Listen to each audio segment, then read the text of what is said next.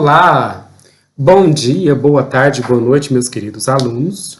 Quem fala com vocês novamente é o professor Durval, né? E nós estamos caminhando para a nossa terceira aula da disciplina Concepções da Educação Profissional e Tecnológica do nosso curso FIC. O nosso encontro de hoje, né, ele vai tratar, né, sobre um tema que é muito interessante e muito atual, né? Pois nós vamos falar da escola contemporânea, né? Da forma de estruturação da escola contemporânea, né? E também sobre os reflexos das diversas concepções de educação, né, que nós temos aí no ambiente educacional. Essa aula de número 3 está programada para o dia 7 e 8, né, de agosto. Nós teremos para essa aula duas atividades virtuais para serem feitas, uma no fórum da disciplina e outra que é uma avaliação de múltipla escolha, né, que estará disponível em atividade virtual. Então, como disse, o nosso tema, a prática pedagógica na escola contemporânea, né, reflexos de diversas concepções de educação. Nós teremos aí na biblioteca um texto de apoio que vai mediar, né, essa aula e vai complementá-la também, certo? A educação escolar, né, é uma prática relacionada às demandas de uma época, né? Embora na atualidade esteja ocorrendo uma ampliação dos espaços educativos, aí a gente entende como espaços educativos hospitais, as organizações não governamentais, movimentos sociais, etc., a instituição criada para esse fim em nossa sociedade é, antes de todas as outras, a escola. E isso, no tempo contemporâneo, não é uma novidade e também não mudou, né? A escola continua sendo um espaço por excelência de ensino e aprendizado. A educação tem por objetivo transmitir às gerações mais novas os saberes necessários para a vida em sociedade. E por isso mesmo, não é um fenômeno único, né? Ele ocorre nem ocorre de forma igual em todos os lugares, em todas as épocas. O modo de ensinar e que deve ser ensinado, né, ele está muito relacionado a como uma sociedade se organiza em determinado período, né? Ou seja, o processo educativo é fruto de uma época e se estrutura para atender às demandas historicamente datadas no tempo e no espaço. A sociedade cria a educação de que necessita em uma determinada época e, por isso mesmo, não há conteúdos nem modos de fazer universais que sirvam para todos os lugares em qualquer época, né? As sociedades tribais, por exemplo, né, elas se organizavam durante muito tempo, né, que são sociedades mais simples, né, não haviam escolas e nem professores. Todos nas sociedades tribais eram responsáveis pelo ensino, né? O aprendizado ele estava relacionado com o modo de vida, com os costumes e com os valores. Nesse contexto e nesse tempo, não havia separação entre saber, vida e trabalho, nem instituições específicas para a transmissão do conhecimento. Agora já as sociedades pautadas pela divisão do trabalho e pela hierarquização do poder, nós já começamos a observar, né, que esses saberes eles passam a ser especificamente de um ou de outro grupo. Vou dar um exemplo para vocês. Os saberes de um pajé que são passados apenas para descendentes e as corporações de ofício da Idade Média, onde, né, quem tinha determinado saber transferia apenas para as pessoas da própria família. Surgem nessas sociedades diferentes categorias de sujeitos, o rei, o sacerdote, o guerreiro, o professor e o lavrador. Ou seja, saberes específicos, assim como um lugar específico na sociedade. Quando determinados saberes deixam de ser coletivos e apenas um grupo os detém, as relações de poder deixam de ser horizontais e surgem hierarquizações e oposições dentro do seio social, dentro do tecido social. Um exemplo para vocês, a Idade Média. As escolas praticamente não existiam no início da Idade Média. E quando surge a escola, ela ficou reservada à elite, né? O tempo da Idade Média era o tempo que nós chamamos de uma sociedade trifuncional, né? Dividida entre os oratores, os belatores, né? E a classe mais baixa, que seria a classe dos camponeses, a classe dos trabalhadores, né? O dos laboratórios, aqueles destinados ao trabalho. Então, no topo da pirâmide estaria aí o clero, responsável pela oração. Quem ia para o clero era o filho dos nobres, né, que poderiam estar ascendendo socialmente, se tornando um membro do clero.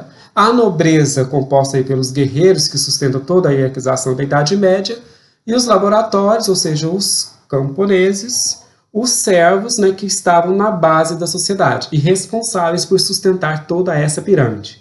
né? Então, nesse contexto, a escola, intrinsecamente relacionada à escatologia cristã, ela estava reservada às elites, né? Na sociedade industrial, para o trabalho nas fábricas, era necessário determinado nível de conhecimento. Então passaram a surgir escolas dirigidas aos trabalhadores, diferentes daquelas dirigidas aos filhos da nobreza, com o objetivo de ensinar àqueles o mínimo de cultura necessária para se entregarem à sociedade. Essa estrutura, na atualidade, busca ser desmantelada aos poucos, mas está ainda muito arraigada no tecido social e não está completamente vencida. Com a consolidação do capitalismo, a ideia de escola destinada a todos surge e se consolida com essa consolidação também do capitalismo. Uma burguesia, detentora dos meios de produção, ela reivindica uma escola que não seja mais baseada nos títulos de nobreza, né? Porque há esse rompimento, né? A burguesia, como eu disse na aula anterior, ela surge como uma classe, né, que estava desprovida de direitos e privilégios, mas detinham os meios, detinham as riquezas. Então, com essa ruptura, né, a burguesia ela luta tanto para se tornar classe dominante, né, e também ela foi a responsável pela queda das diversas monarquias europeias. No decorrer desse tempo, a burguesia se irmanava aos demais trabalhadores e suas lutas em prol da consolidação de direitos iguais para todos, entre aspas, os direitos iguais para todos. Eram, na verdade, a busca da conquista de direitos a que a própria burguesia não tinha acesso na fase em que a nobreza detinha o poder. A sociedade capitalista, né, ela traz um dos seus grandes, ela não cria, mas ela consegue dar mais relevo e ênfase às desigualdades, né? Mesmo sendo revolucionária, né, em relação à época histórica anterior, à época das monarquias, a sociedade capitalista ela é desigual e ela é constituída por classes sociais. Então, segundo Karl Marx, nós temos aí nessa sociedade capitalista a divisão de duas classes, né? A classe da burguesia, aqueles que detêm e são os donos do meio de produção, e a classe do proletariado, dos trabalhadores que vendem o seu trabalho para sobreviver. O acesso à educação de qualidade, assim como a diferenciação das classes, não é igual, né? Nós percebemos que a burguesia, ou seja, aqueles que detêm os meios de produção, eles têm muito mais condições de ter acesso a uma educação de qualidade do que aquele das classes, né, menos abastadas e que são responsáveis, a classe dos trabalhadores, por sustentar o sistema capitalista, né? Em virtude das relações desiguais de poder, a classe dos donos dos meios de produção geralmente consegue impor sua visão de mundo sobre o todo da população, como se fosse a única e a melhor. E é o que nós vivemos, né? Se nós observarmos, nós temos um padrão de sociedade que ele é ditado pela sociedade, pelo capital, né? E além de ser pelo capital, por aqueles que detêm os meios, né? Os meios de produção. E aí essa sociedade ela se torna um modelo ideal que nunca vai ser alcançado pela classe trabalhadora, mas que seria o horizonte a ser perseguido.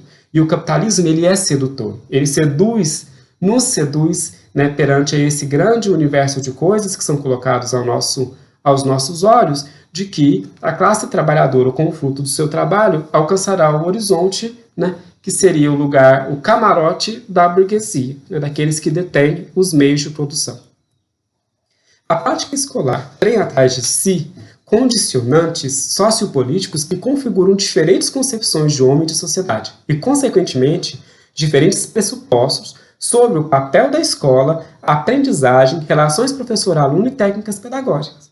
Então não dá para nós acharmos e sermos ingênuos de achar que a escola ele é um meio à parte ao tecido social. Muito pelo contrário, a escola é parte da sociedade e reproduz internamente todas as fissuras e contradições que existem também na sociedade, né? Ela é um puro reflexo. As desigualdades se manifestam no ambiente escolar e ela não é um ambiente alheio, né, a essas estruturas e a essas contradições que existem no meio da sociedade do capital. A reprodução das desigualdades no ambiente escolar é naturalizado como sendo algo inato, né? Assim como ocorre na sociedade. A escola não é um mundo à parte, ela é o quê? Reflexo do meio histórico e social onde está inserida. Então nós temos aí, né, nós podemos classificar os pesquisadores que estudam o fenômeno educativo em dois grandes grupos. De um lado, o grupo daqueles que propõem como a educação deve ser, e do outro, o grupo daqueles que se põem a tentar compreender o fenômeno educativo com base no histórico, no momento histórico e suas relações com a organização social de modo amplo, né? E esse grupo de pesquisadores, eles estão mais alinhados à questão da redemocratização e da luta pela escola pública, gratuita e de qualidade. Então, Demerval Saviani, ele traz o seguinte entendimento para nós sobre a questão das concepções pedagógicas. A educação ela está intimamente relacionada à sociedade em que ela se dá. Por isso mesmo, não há como compreendê-la de maneira aprofundada sem tomarmos como referência a organização social que a gerou. Então, é por isso mesmo que a escola do período jesuítico, a escola do período da colonização, não é a mesma escola que foi estruturada para atender os anseios da sociedade capitalista no século XIX. E que, no por seguinte, não é a mesma escola que adentra ao século XXI, porque os interesses e as demandas da sociedade são múltiplas e variáveis. Né? Então, seria ingenuidade pensar que a escola também não acompanha esses movimentos, né, que são feitos e decorrentes aí são feitos e recorrentes no decorrer da história. As concepções de educação, então, nós podemos dividi-la em dois grandes grupos. De um lado, as chamadas concepções não críticas da educação, né, que seriam aquelas que compreendem a sociedade como essencialmente harmoniosa, tendo a integração de seus membros, concepções pautadas no liberalismo, né, a serviço da doutrina que justifica o capitalismo e que defende a adaptação da pessoa à sociedade. E do outro lado, as concepções críticas da educação, que são aquelas que compreendem a sociedade como fruto da divisão entre os grupos ou classes antagônicas que se relacionam à base da força. Educação entendida como subordinada à estrutura social, reproduz as desigualdades existentes na sociedade. As teorias críticas ou progressistas da educação têm a consciência da íntima interrelação entre educação, sociedade e percebem que na sociedade capitalista a escola tem servido muito mais para justificar o fracasso e a exclusão social do que para promover a inclusão de todos. Né? E aí tem uma chavezinha para trazer uma reflexão sobre isso. Né? Nós temos um lado um filho de uma família que tem muito dinheiro, que tem posses, uma família de classe média, né? Onde o pai diz assim, filho, iPad para você, né? E de um outro lado, uma família da favela, da periferia, em que a mãe pede, filho, você vai e pede, né? Levando uma criança para o sinal. Então não dá para dizer que essas duas crianças estão dentro de uma sociedade igual e tendo as mesmas condições de acesso à educação. O questionamento do papel da escola na sociedade é as teorias críticos reprodutivistas. As pedagogias críticos reprodutivistas possuem como objetivo explícito de contribuir para a transformação social e ganhou força no Brasil em momentos em que se buscou a democratização da sociedade como um todo. Então, dentro dessas teorias críticos reprodutivistas, nós temos o exemplo da pedagogia libertadora do Paulo Freire e temos também o exemplo da pedagogia histórico-crítica.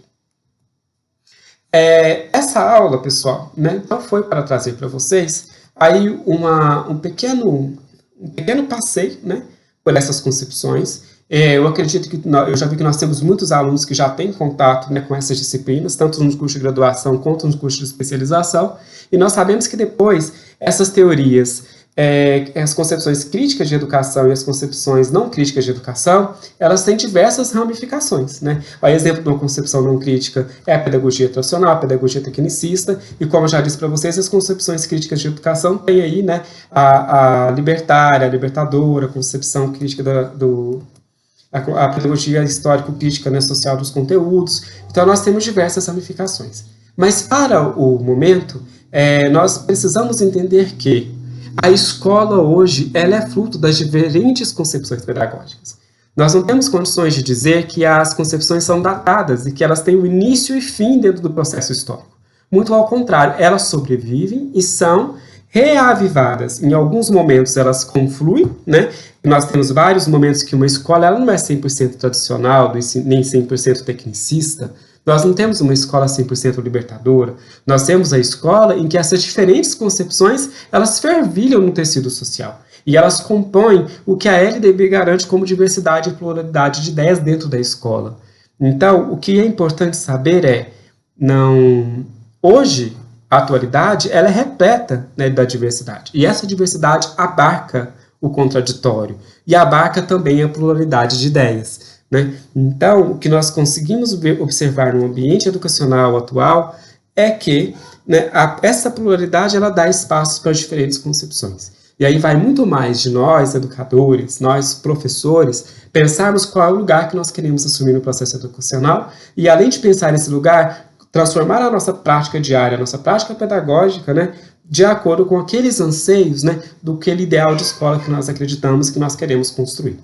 Então eu fico por aqui, né? Fiz esse breve passeio. Não se esqueçam, para essa aula de número 3, nós temos uma atividade no fórum e temos também uma atividade virtual, que é uma variação de múltipla escolha, né? Se organizem. Essa apresentação estará postada na biblioteca, assim como também o texto de apoio. Tá? Muito obrigado pela participação de vocês e logo logo nos veremos novamente, né? Não, se não nessa, em outra disciplina que nós teremos pela frente. Até mais, tchau, tchau.